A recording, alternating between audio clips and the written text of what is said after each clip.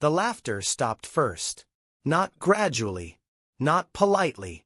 It stopped the way sound does when something dangerous enters a room. Glasses froze halfway to lips. Conversations snapped mid-sentence. A violinist's bow hovered above the string, uncertain, trembling. Even the chandelier lights seemed to dim, not because they actually did, but because everyone's attention collapsed into a single point at the entrance. She had stepped inside. And in that moment, every cruel joke planned for tonight lost its meaning. Because whatever they were expecting, this was not it. Before this goes any further, make sure you're subscribed and watching till the end. Because what this woman does next turns this joke into a public nightmare no one in that room saw coming. No one said her name. They didn't need to. The black woman in the deep red gown walked forward slowly, her heels barely audible against the polished marble floor, as if the room itself had decided to hold its breath. The dress wasn't loud. It didn't beg for attention or sparkle for approval. It commanded it. Tailored perfectly, the satin fabric hugged her frame with restraint and intention, catching the warm golden light and reflecting it softly, like aged wine beneath candle glow. The neckline framed her collarbone with elegance. The color, deep, expensive red, felt deliberate, almost symbolic. Not apology. Not submission. Presence. Her posture was straight, shoulders relaxed, chin level. She didn't look defiant. She didn't look nervous. She looked unbothered. Like someone who belonged wherever she decided to stand. 2 camera flashes erupted behind her. Then another. Then another. The paparazzi, invited for society drama, not for her, had lifted their cameras instinctively. Their fingers moved before thought caught up. They were professionals. They recognized moments when they saw them. And this was a moment. Across the room, Kang Joon-ho forgot how to blink. The Korean Mafia boss stood perfectly still, his tailored black suit immaculate, his posture disciplined, his reputation built on control and fear. Men twice his size had lowered their eyes around him. But now, his gaze was fixed. Beside him stood Yura, his ex. Yura's lips parted slightly. Her wine glass tilted just enough for a single drop to spill over the rim and slide down her wrist. She didn't notice. Her fingers didn't move to wipe it away. Her eyes were locked on the woman walking toward them. Impossible. That was the word screaming in her head. Impossible. This wasn't how it was supposed to look. This wasn't how she was supposed to look. An hour earlier, Yura had been smiling. The kind of smile that looked polite on the surface but sharpened beneath it. The kind women like her learned early, soft enough to be accepted, sharp enough to cut. She stood in front of the mirror in her penthouse bathroom, adjusting the sleeve of her white designer dress. Clean lines. Perfect tailoring. Effortless superiority. She liked white. White suggested innocence. Control. Power without explanation. Tonight was supposed to be easy. Tonight was supposed to be entertaining. She picked up her phone and reread the message one last time. You're invited to the Kong Foundation Gala tonight. Staff entrance. 7:30 p.m. sharp. Wear something presentable. No signature. No warmth. Just authority. She'd sent it herself, through layers of assistants, managers, and intermediaries who never asked questions. That was how things worked in her world. You didn't touch dirt directly. You used gloves. Yura studied her reflection, lips curling faintly. Imagine, she murmured, her face when she realizes what this really is. The woman's name was Linda Okoye. And until tonight, she had been invisible. She cleaned rooms, served food, lowered her eyes when spoken to. She existed in the background of wealth and power, present enough to be useful, absent enough to be ignored. That was why Yura had chosen her. Linda worked at one of Kang Joon-ho's private residences. Not officially. Nothing about Joon-ho's life was official unless it needed to be. Linda was efficient, quiet, respectful, and black. Yura told herself it wasn't about race. She told herself it was about hierarchy, about reminding someone of their place. But humiliation worked best when it exploited difference. And tonight, Yura wanted to humiliate someone who had once seen her fall apart. The memory still burned. A year earlier, before the breakup became public, before lawyers and settlements and quiet exile, Yura had shown up unannounced at Junho's residence. She'd been desperate, furious, afraid. She'd found Linda in the kitchen. Not snooping, not intruding, just wiping down a counter. Yura had snapped without reason, raised her voice, demanded to know what Linda had heard, what she'd seen. Linda hadn't argued. She hadn't apologized either. She'd simply looked up and said calmly, "I don't repeat what I overhear. It's not my place." The words weren't rude, but the tone, that calm certainty, that quiet dignity, it had felt like judgment. Yura had never forgiven it. Now, at the gala, she waited. The Kong Foundation Gala wasn't a party. It was a performance. Crystal chandeliers, live orchestra, champagne that cost more than most people's rent. Politicians, investors, foreign elites, everyone dressed as if they belonged to something untouchable.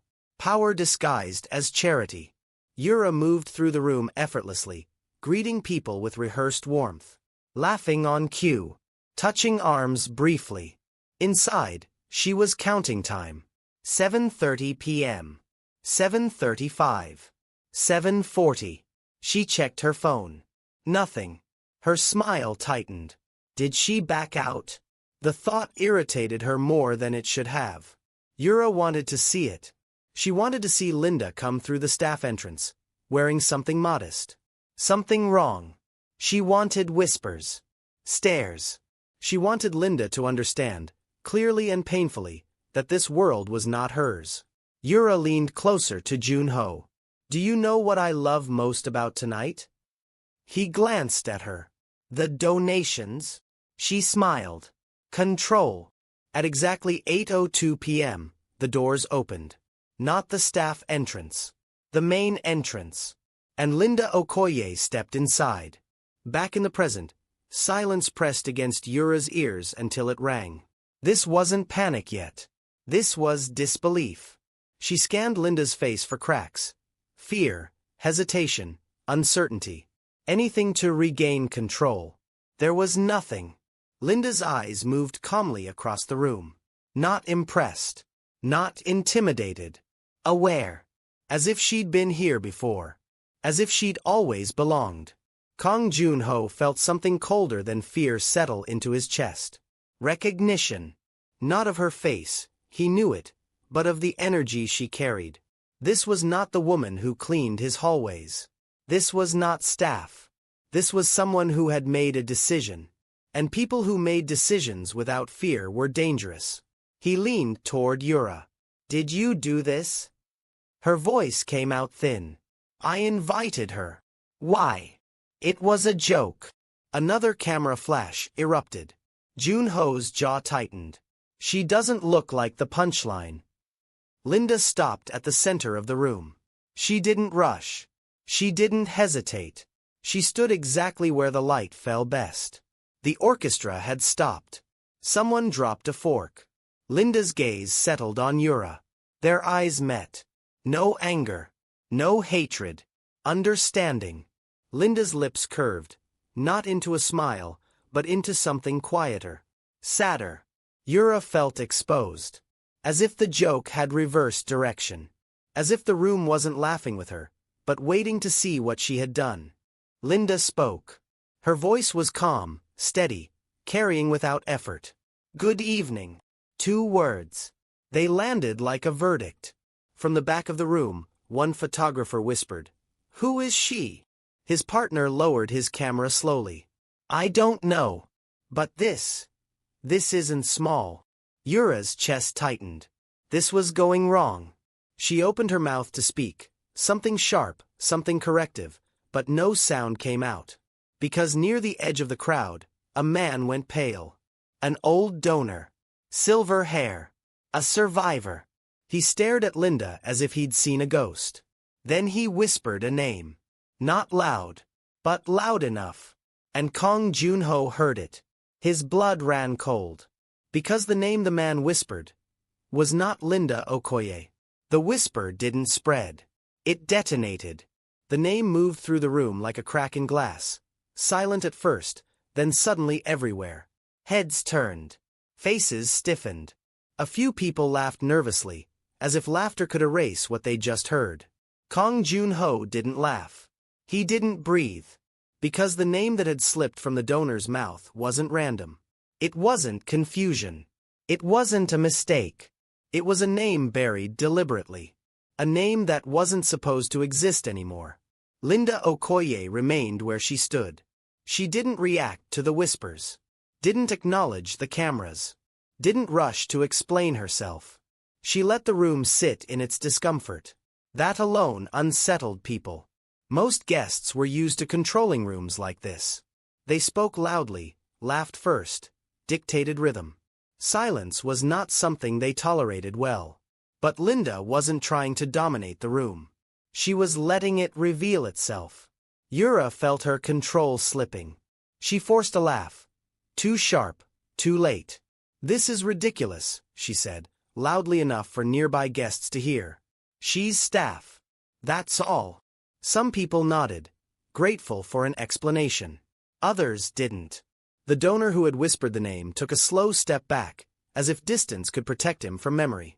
Kong Joon-ho turned toward him. "What name did you say?" The man swallowed. His eyes flicked to Linda. Then away. "I thought I recognized her," he said carefully. "Must be mistaken." Joon-ho's gaze hardened. He had built his empire by knowing when people lied. Not because they wanted to deceive, but because they were afraid of telling the truth. This man was afraid. Linda finally moved. She took one step forward. Then another. Not toward Yura. Toward Kong Joon-ho. The paparazzi surged instinctively, flashes popping. The movement caused a ripple through the crowd. People shifting, creating space, unsure whether they were witnessing a scandal or the beginning of something far worse. Linda stopped a few feet away from him. Close enough that he could see her eyes clearly now. They were steady, unblinking. "You invited me," Linda said calmly, looking at Yura without turning her head. "I came." Her voice was even, controlled. Yura's nails dug into her palm. "You weren't invited like this." Linda tilted her head slightly. "The message didn't specify how I should enter." A few people exchanged looks. Joon-ho studied Linda carefully. Up close, the transformation was undeniable. This wasn't clothing alone. This wasn't makeup or posture. This was someone who had prepared. For this moment. "For how long?" he asked quietly. Linda met his gaze. "Longer than you think." The orchestra conductor hesitated, then slowly lowered his hands. The music did not resume. No one asked him to stop. No one wanted sound. Yura stepped forward abruptly. "This is inappropriate," she snapped. "You're embarrassing yourself." Linda finally turned to face her fully.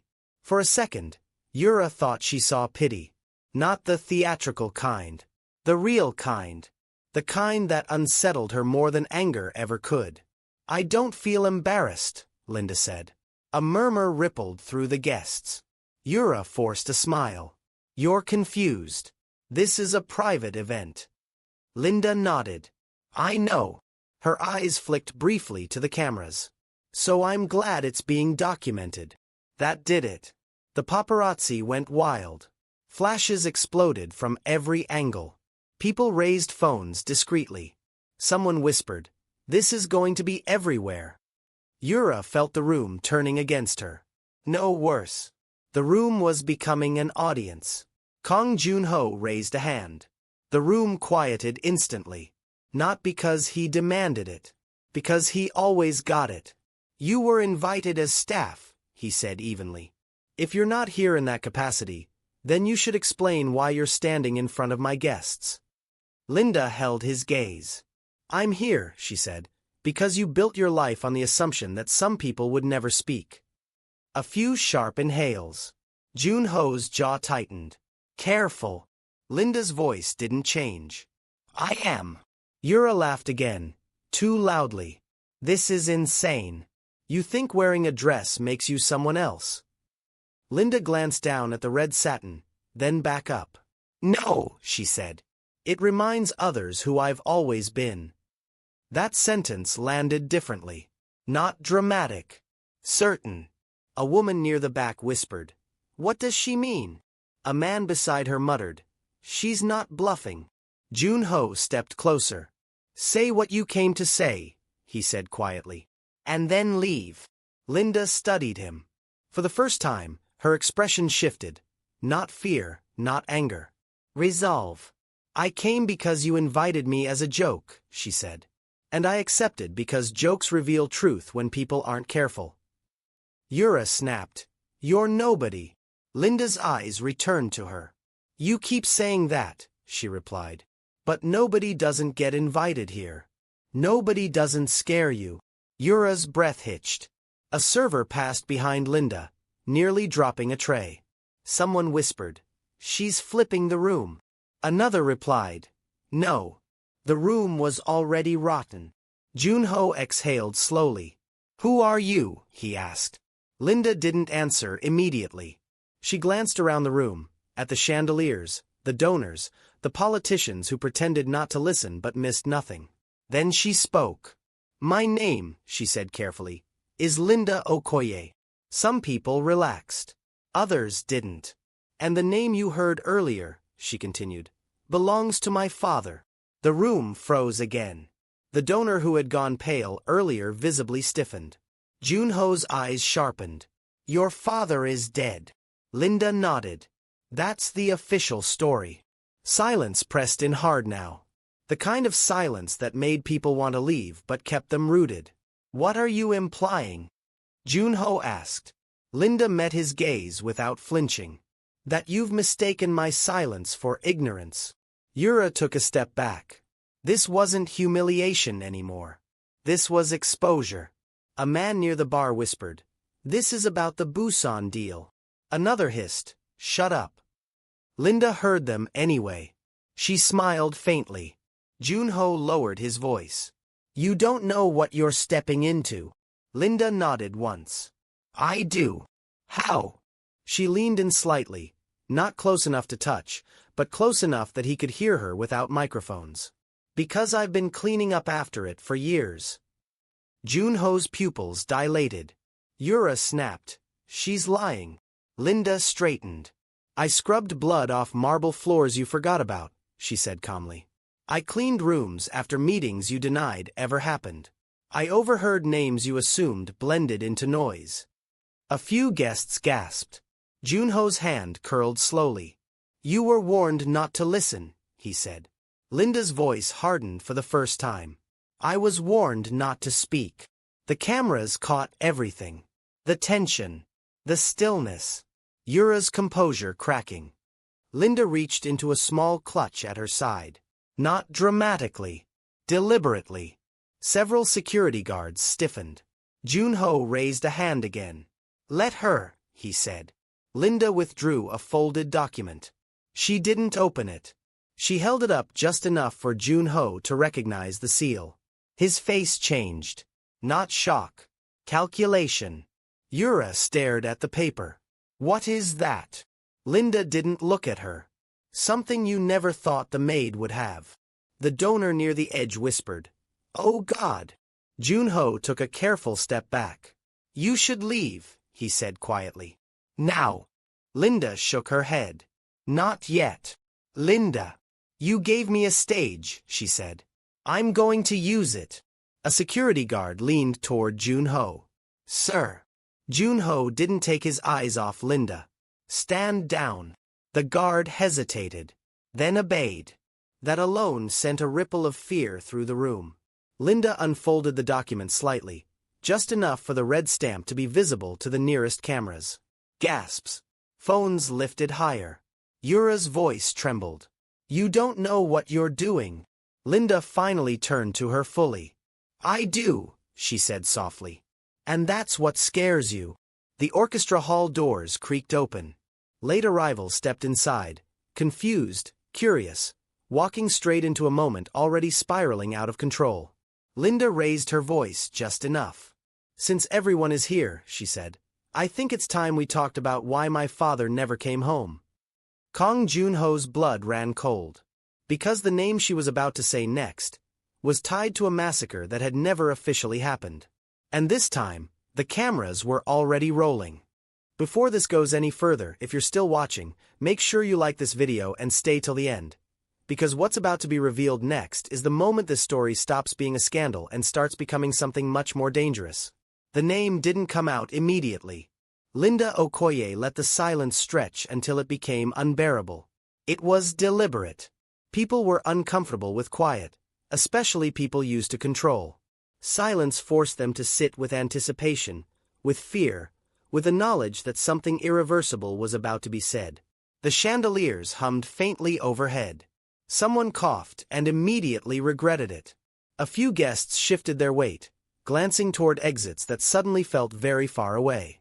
Kang Junho didn't move. He watched Linda the way he watched enemies. Still, assessing, already calculating outcomes. Yura, on the other hand, was unraveling. You're insane, she whispered, but the whisper was sharp enough to cut. You think standing here and making accusations gives you power? Linda's eyes flicked to her briefly. No, she said. Truth does. Yura scoffed, but the sound cracked halfway through. Truth. She laughed. Brittle. You clean rooms. Linda didn't rise to it. I listened in them, she replied.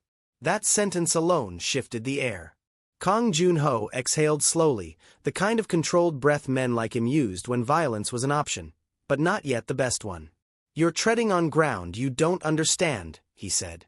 Whatever you think you know. I know, Linda interrupted gently, that my father was alive when he walked into your warehouse in Busan. A ripple went through the room. Busan. The word carried weight. Old weight. Men exchanged looks. Women stiffened. A few people instinctively glanced toward the cameras again, as if remembering too late that everything happening now was permanent. Junho's eyes darkened. Your father died in a shipping accident. Linda nodded. That's what the report says. And you believe it's false? I believe it was convenient. Yura stepped in front of Junho suddenly, blocking Linda's line of sight. This has gone far enough, she snapped. You're embarrassing yourself and everyone here. Linda looked at her steadily. You invited me here to be embarrassed. Yura's jaw tightened. That doesn't give you the right to. It gives me the right to finish the story you thought no one would hear. The words landed heavy. Yura took a step back despite herself. Linda turned her attention to the room now, projecting calmly, clearly. My father's name was Okoye Namdi, she said. He worked logistics, shipping routes, documentation. Several faces changed. One man near the bar muttered, Jesus. Another whispered, I remember him. Junho noticed. His fingers curled slowly at his side. Linda continued. He was hired to audit a shipment that wasn't supposed to exist. A sharp inhale from somewhere behind her. Yura's voice rose. This is slander. Linda ignored her. That shipment disappeared, Linda said. So did the people tied to it. Including my father. Junho spoke now, voice low. You have no proof. Linda looked at him. Then she reached into her clutch again. This time, the movement caused several security guards to tense. She withdrew a flash drive. Small, unassuming, deadly. I have copies, she said, of shipping manifests, transaction logs, internal emails. The murmurs grew louder. Junho's gaze flicked briefly toward the cameras again, calculating. Where did you get those? He asked. Linda smiled faintly. From the places you forgot to clean. Yura's breathing became shallow. You're bluffing, she said. You think you can walk into this room and threaten him? Linda's smile faded. I'm not threatening anyone, she said softly. I'm informing you. The distinction terrified them more than any threat could have. A man near the edge of the room, one of Junho's longtime investors, spoke up, his voice shaking. If what she's saying is true. He didn't finish the sentence. He didn't need to. Everyone understood the implication. Junho's empire wasn't built on money alone. It was built on silence. Junho stepped forward now, closing the distance deliberately. "Listen carefully," he said to Linda. "If you release anything—" "I already did," Linda replied. The room erupted. "What?" Yura gasped. Linda lifted her phone slightly, screen glowing. "Scheduled release," she said calmly. "Multiple locations. Multiple recipients." Junho froze. "You wouldn't." Linda met his gaze without flinching. "You underestimated me.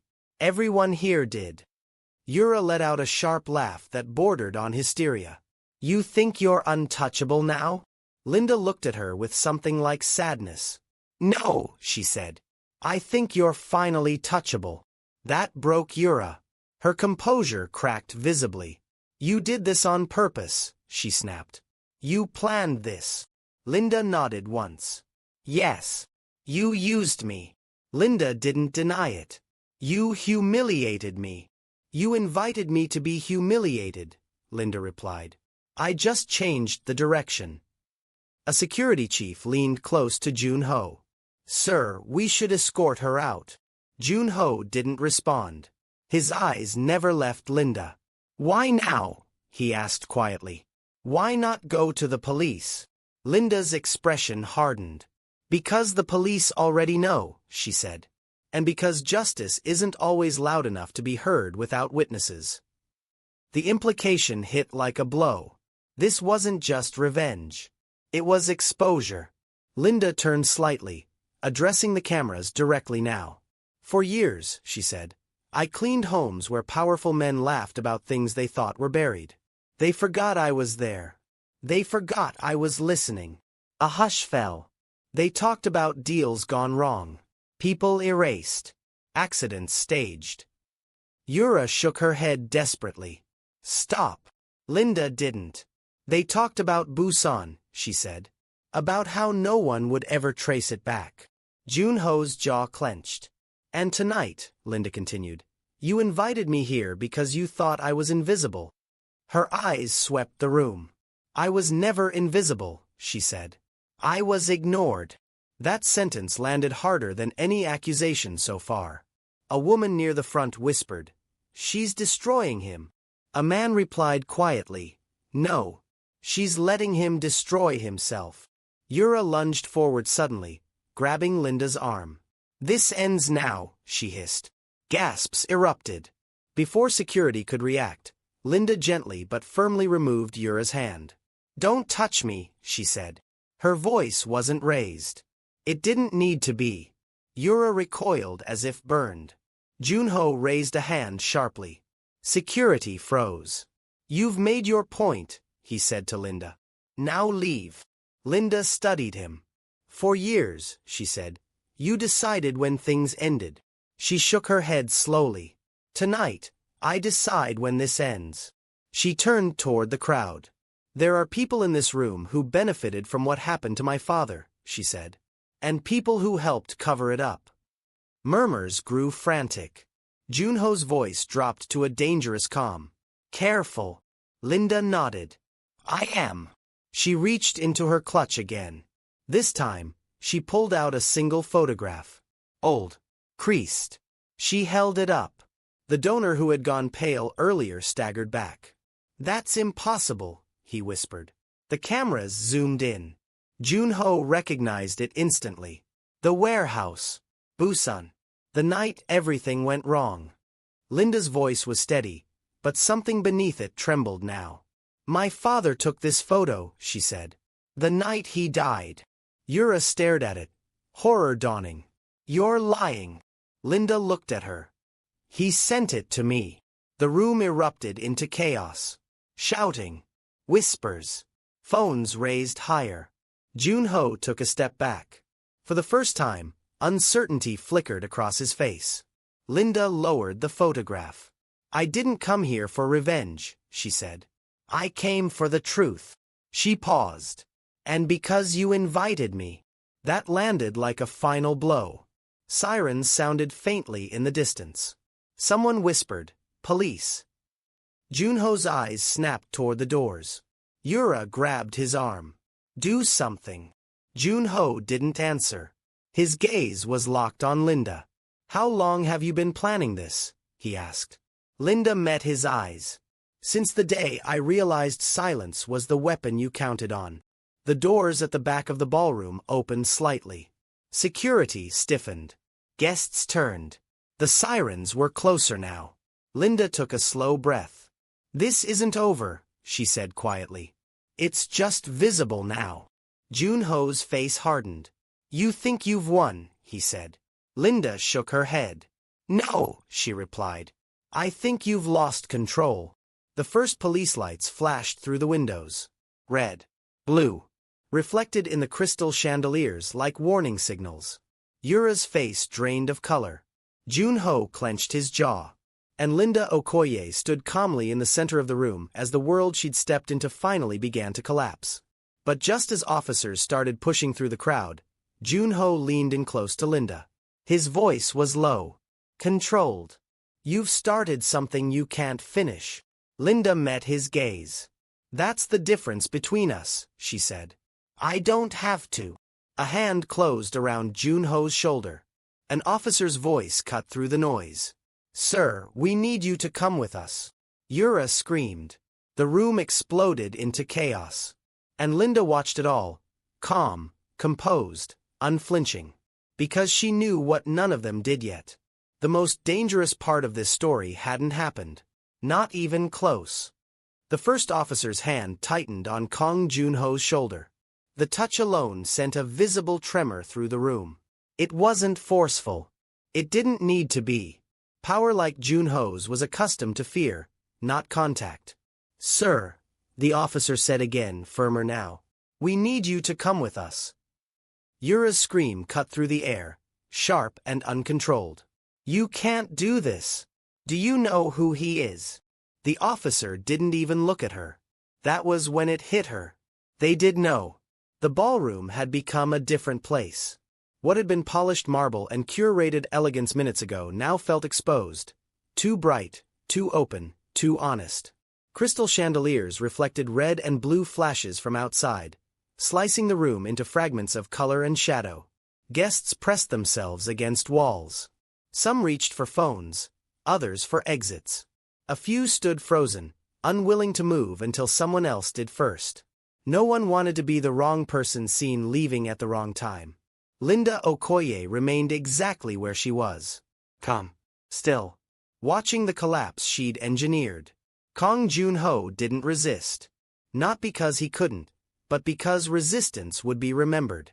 Instead, he turned his head slightly toward Linda, eyes sharp, calculating. You think this ends tonight, he said quietly. Linda met his gaze. No. I think it begins tonight. The officer guiding him paused, clearly sensing tension, but continued escorting him forward. Yura rushed after them, heels slipping slightly on the marble. This is a mistake, she pleaded, her voice cracking. This is all based on lies. She's manipulating you. Linda didn't look at her. She didn't need to. The room was already deciding who it believed. As Junho was guided past the crowd, murmurs erupted into open whispers. Is this real? Busan was supposed to be buried. She planned this. No, she survived it. Each sentence cut deeper than the last. Junho stopped briefly near the donor who had gone pale earlier. Their eyes met. The donor looked away. Junho smiled faintly. It was not a friendly smile. It was a promise. The officers reached the doors. Before stepping through, Junho turned once more. This time, he addressed the room. You think tonight changes everything, he said evenly. It doesn't. Silence answered him. Linda finally spoke. It changes who gets to speak. That was enough. The doors opened. Cameras surged forward. And Kong Junho disappeared into the flashing chaos outside. The moment he was gone, the room fractured. People spoke over each other. Phones rang. Assistants whispered urgently into sleeves. Someone knocked over a chair and didn't bother to pick it up. Yura stood motionless near the center of it all. Her world had collapsed, but not loudly. Quietly. Precisely. She turned slowly toward Linda. Her eyes were wild now. "You ruined me," she said. Linda tilted her head slightly. "You invited me." Yura laughed, a hollow sound. "You think you're safe? You think he won't come for you?" Linda's voice was steady. "I think you already tried." That landed hard. Yura took a step closer. "You used me." Linda nodded. "You gave me access. You humiliated me." Linda's gaze softened, not in apology, but in clarity.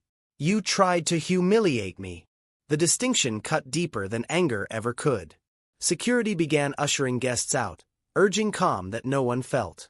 The orchestra packed their instruments in stunned silence. The paparazzi were herded back, shouting questions that went unanswered. Linda stood alone now near the center of the room, the red gown glowing under the fading lights. A detective approached her. "Ms. Okoye," he said carefully. "We'll need a statement." Linda nodded. "Of course." Yura watched them speak. Listened to Linda answer calmly. Precisely. No nerves. No cracks. That terrified her. As the crowd thinned, Yura found herself alone with Linda near the bar. No witnesses close enough now. Her voice dropped to a hiss.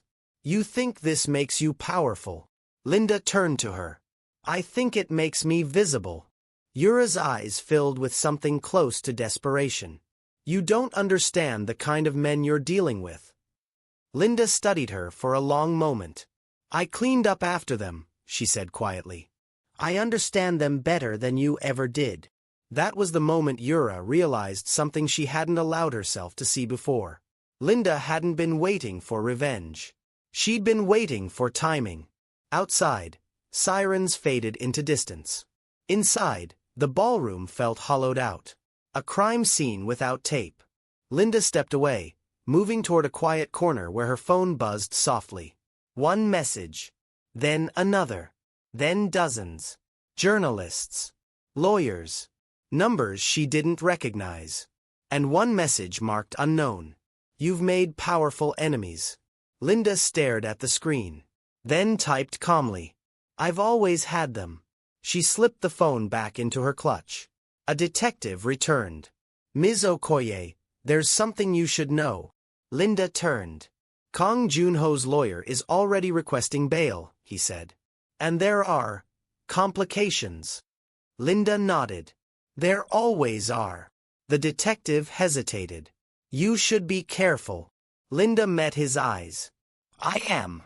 Yura sat alone now, her white dress stained with wine and sweat. She stared at her hands. They were shaking. Her phone buzzed. A message from Junho's number. One line. "We will talk." Her breath hitched. She typed back with trembling fingers. She destroyed everything. The response came immediately. "No. You invited her." Yura dropped the phone. For the first time that night, she felt truly alone. Linda left the venue under police escort, not for protection, but protocol. Outside, the night air was cold. Camera flashes popped again, but fewer now. The spectacle had moved on. Linda paused briefly before entering the car. She looked back at the building one last time. This was where silence had ended.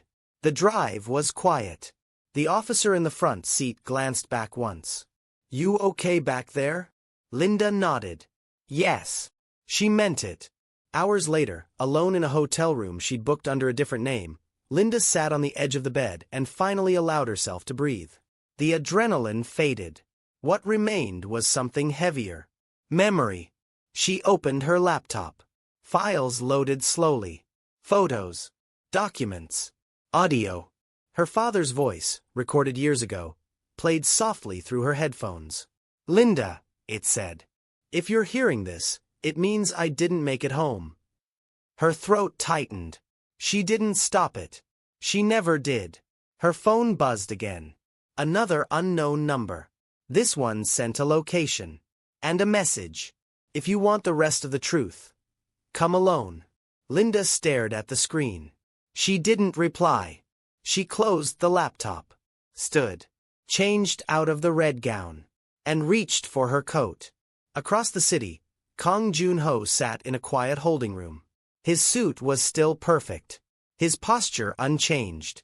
A lawyer leaned close, whispering rapidly. "This can be contained," the lawyer said. "But we need leverage." Joon-ho's eyes were distant. "She thinks she's in control," the lawyer continued. Joon-ho finally spoke. "She is, for now." He looked up slowly.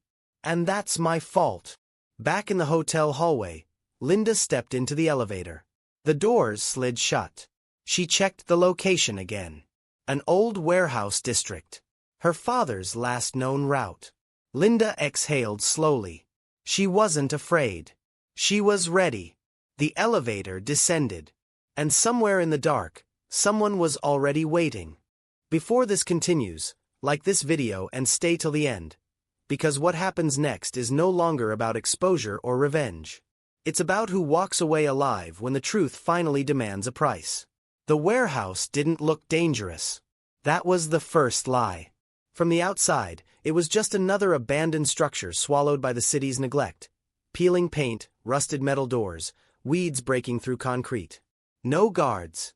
No lights. No movement. Silence. The kind of silence that wasn't empty, but watchful. Linda Okoye stood across the street, her coat pulled tight around her, studying the building the way she'd learned to study rooms she cleaned. Quietly, patiently, noticing what others missed. No cameras visible. That didn't mean there weren't any. Her phone buzzed once.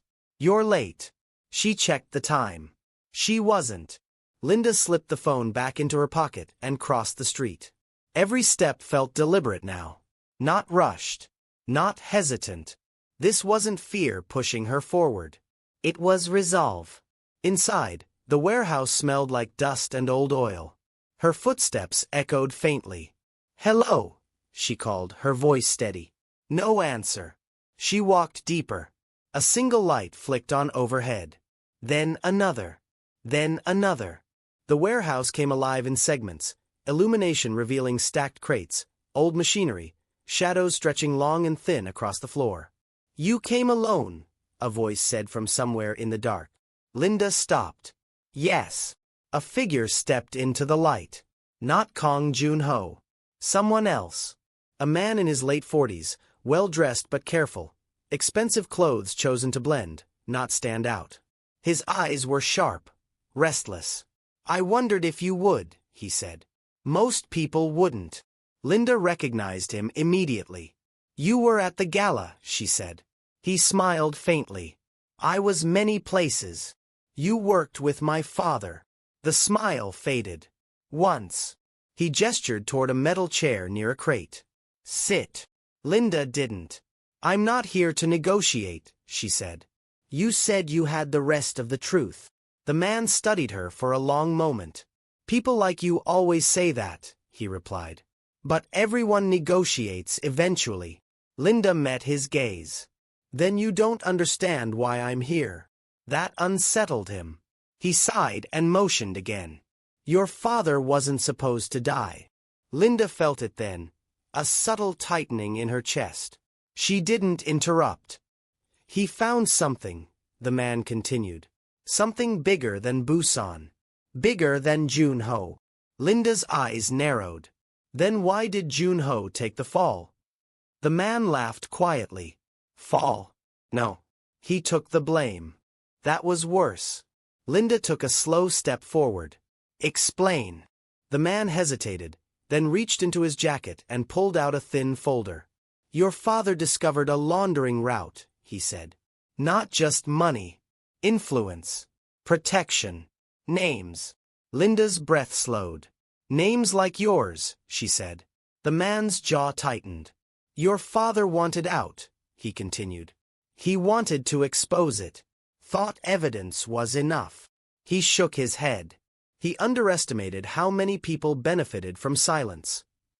Linda closed her eyes briefly. Images flashed, her father at the kitchen table, tired but smiling, telling her to focus on school, to ignore the news, to trust him. "Who ordered it?" she asked. The man didn't answer immediately. Then, "Not Joon-ho."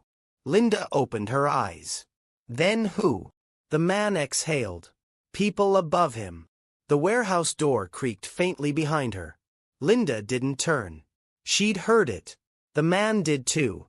His eyes darted toward the sound. "We're not alone anymore," he muttered. Linda spoke calmly. "You knew that would happen." The man swallowed. "I hoped it wouldn't." Footsteps echoed. Slow. Measured. A presence entered the light. Kong Joon-ho. Free. Unrestrained. Unsmiling. Linda didn't react outwardly. Inside, something settled. So this was the move. "You shouldn't have come," Joon-ho said evenly. Linda turned to face him. "You said that at the gala. And you didn't listen." Linda glanced briefly at the other man. "He invited me." Joon-ho's gaze flicked to him. "You talk too much." The man stiffened. "You said this was contained." Joon-ho ignored him. His attention returned to Linda. "You're intelligent," he said. "I underestimated that. I won't make the same mistake twice." Linda folded her arms. "You didn't come to kill me." Joon-ho's eyebrow lifted slightly. "No. You came to make a deal," she said. "Because if I disappear now, everything I released becomes more dangerous." That was true. Joon-ho smiled faintly. "You're learning." "You want me quiet," Linda continued. "You want control back." "I want stability," Joon-ho corrected. Linda shook her head. "Stability built on graves." The other man shifted nervously. "We should all calm down." Joon-ho turned to him slowly. "You should leave." The man's eyes widened. "What? Now?" "But..." Joon-ho didn't raise his voice. He didn't have to. The man backed away, panic flashing across his face. "You promised." "I promised nothing," Joon-ho said. The man looked at Linda once, apologetic, terrified, then fled into the darkness. Silence returned. "You let him go," Linda said. "For now." "You won't let me." Joon-ho considered her. "That depends." "On what?" "On whether you're willing to stop." Linda met his gaze. "No." Joon-ho nodded once. "I thought so." He stepped closer. "You think truth is a weapon," he said. "It isn't. It's a trigger. And you don't control what fires next." Linda's voice was calm. "Neither do you anymore." That angered him. For the first time, something sharp flashed across his expression. "You've already lost people," he said quietly. "Do you want to lose more?" Linda's jaw tightened. "That's a threat." "It's a reality." Linda took a slow breath. "My father lost his life," she said. "I lost my childhood, my silence, my safety." She stepped closer now. "What else do you think I'm afraid to lose?" Joon-ho studied her carefully. Then he did something unexpected. He laughed. Softly. "You're not afraid," he said. "You're finished being afraid." Linda didn't deny it. "That's what makes you dangerous," he continued. "And also predictable." Linda tilted her head. "Predictable how?" "You'll choose truth over survival," he said. "Every time." Linda nodded. "Yes. And that," Joon-ho said, "is why you won't win." A sound echoed suddenly. Sirens. Distant, but approaching. Linda didn't look surprised. Joon-ho did. "What did you do?" he asked. Linda met his eyes. "I don't come to places like this without witnesses." His expression hardened. "You think the police matter?" "No," Linda said. "I think timing does." The sirens grew louder. Joon-ho stepped back slowly. "You've made this public," he said. "You've forced hands that don't like being forced." Linda's voice was steady. "Good." Joon-ho studied her one last time. "This isn't over," he said. Linda replied quietly, "I know." He turned and disappeared into the shadows just as flashing lights filled the broken windows. Police flooded the warehouse. Shouts. Commands. Movement. Linda raised her hands calmly. An officer approached. cautious. Ms. Okoye? Yes. You're safe now. Linda looked past him, into the darkness Jun-ho had vanished into. Not yet, she said. Hours later, Linda sat in an interrogation room. This one was different. No intimidation. No dismissiveness. Respect. They asked questions. She answered. Truthfully. Precisely. At dawn, a detective slid a document across the table. We found this, he said. At another site. Connected to Busan. Linda scanned it. Her breath caught. More names. More proof. More damage. The detective watched her carefully. You were right. This goes higher. Linda closed the folder. Then don't let it stop here, she said. Outside, news vans lined the street. Headlines were already forming. Insider exposes underworld network Mafia ties rock elite daughter of missing man breaks silence. Linda stepped into the morning light. Exhausted. Unbroken. Her phone buzzed again. A single message. You don't know what you've started. Linda typed back slowly. Neither did my father. He still did the right thing. She put the phone away. Somewhere else, in a room without windows, Kang Jun-ho sat quietly. Another man across from him spoke softly. She's a problem. Jun-ho nodded. She's a reckoning. And what do we do? Jun-ho's eyes darkened. We wait, he said. And we see how far she's willing to go. Linda looked straight into the cameras. She didn't smile. She didn't cry. This isn't about revenge, she said. It's about accountability. The words traveled. Farther than anyone expected. But as she walked away, Linda knew something else. The truth had been released. But the cost of it had not yet been paid. Before we reach the end of this chapter, make sure you're subscribed and still watching, because what happens next decides whether truth actually wins, or simply gets buried deeper. The city didn't slow down for Linda Okoye. Morning traffic moved as if nothing had happened. Coffee shops opened. Phones buzzed with ordinary complaints. Somewhere, someone complained about being late for work. But beneath the surface, something had shifted. Linda felt it the moment she stepped out of the police building. Reporters shouted her name. Cameras tracked her movement. Questions overlapped. Tangled. Aggressive. Linda, are you afraid for your life? Did Kang Jun-ho really threaten you? Is this just the beginning? She didn't answer.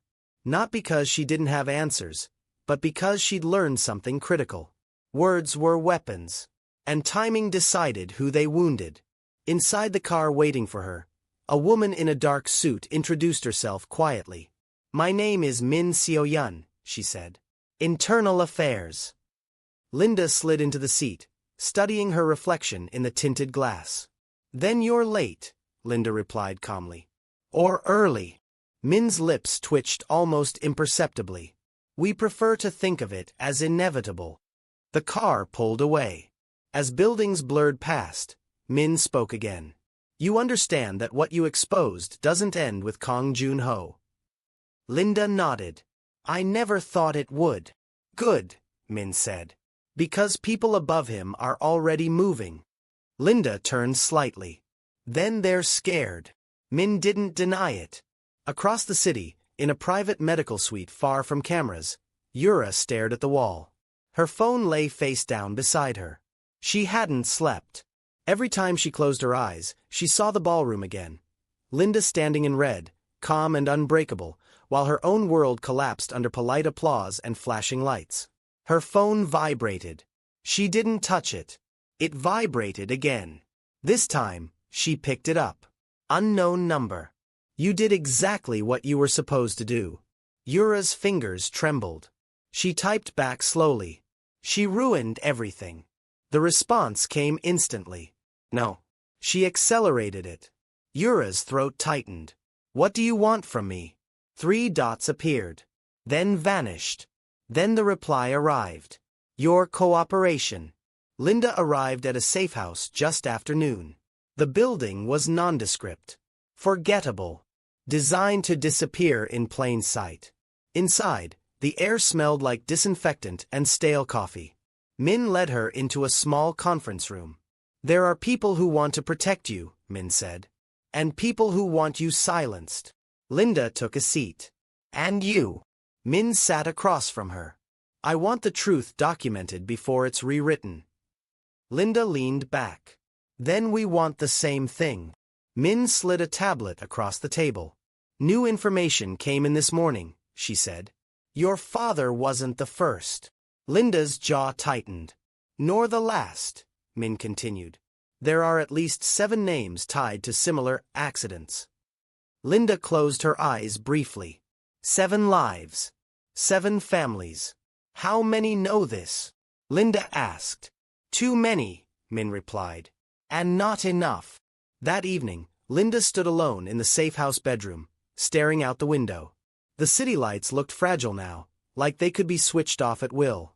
She reached into her bag and pulled out the photograph again. Busan. The warehouse. Her father's handwriting faintly visible on the back.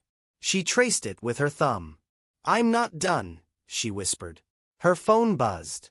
Another unknown number. She hesitated, then answered. Linda Okoye, a man's voice said smoothly. You don't know me, but I know your father. Her pulse steadied. Then say his name, she replied. A pause. Then, Namdi Okoye. Her grip tightened. We should talk, the man said. Privately. Linda's voice was calm. Everyone who wanted to talk privately already had their chance. The man chuckled softly. You're brave. No, Linda corrected. I'm prepared. The line went dead. News broke overnight. Kang Joon-ho charged in connection to Busan operations internal investigation expands unknown CO conspirators suspected. Linda watched from the couch, wrapped in a blanket she didn't need. Min stood near the TV. This is the point where people get careless, Min said. Linda nodded. Or desperate. In a dimly lit office miles away, Kang Joon-ho watched the same broadcast. His face was calm. Too calm. A man across from him shifted nervously. They're closing in. Joon-ho didn't respond. They've frozen accounts. They're digging. Still nothing. Finally, the man asked, should we eliminate the source? Joon-ho turned slowly. No, he said. We isolate it. The man swallowed. And the woman? Joon-ho's eyes darkened. She believes she's finished, he said. That makes her dangerous. And you? Joon-ho smiled faintly. That makes her predictable. Days passed. Interviews. Statements. Silence. Linda refused offers to leave the country. Refused to hide. Instead, she sat with investigators, journalists she trusted, families of victims who recognized themselves in her story. Each conversation carved something deeper. One afternoon, an elderly woman clasped Linda's hands and whispered, Thank you for saying his name. Linda didn't speak. She just held on. That night, Linda returned to the safe house later than usual. The hallway lights flickered briefly. She paused. Not fear. Instinct. The door to her room was slightly open. She hadn't left it that way. Linda reached into her coat, fingers brushing the small recorder she now carried everywhere. She stepped inside. The room was exactly as she'd left it. Except for one thing. An envelope lay on the bed. No name. No seal. Just white paper against dark sheets. Linda picked it up carefully. Inside was a single sheet. One sentence. You've told the truth about the past. Are you ready to hear the truth about yourself? Her breath slowed. A second page slipped out. A photograph. New. Color. Her stomach dropped. It showed her, weeks ago, entering the warehouse district. Taken from a distance. Someone had been watching her long before the gala. Linda folded the paper slowly. Her phone buzzed. This time, it wasn't an unknown number. It was Min. Linda, Min said urgently. We have a problem. Linda's voice was steady. So do I. What happened? They know me, Linda replied. Not just my story. A pause. Then Min said quietly, "Leave the building. Now." Linda didn't move. She looked at the envelope again. At the photograph. At the handwriting. Not her father's. Someone else's. Someone careful. Someone patient. Linda walked to the window and looked down at the street below. A black car idled across the road. Engine running. Lights off. Waiting. If you want to know who's really been pulling the strings, and whether Linda walks into that car or turns this into something far bigger, stay with this story. Because the final move hasn't been made yet. Linda picked up her coat, took one last look at the room, and stepped toward the door. Because the truth had already cost her everything, and she was about to find out what it would demand next.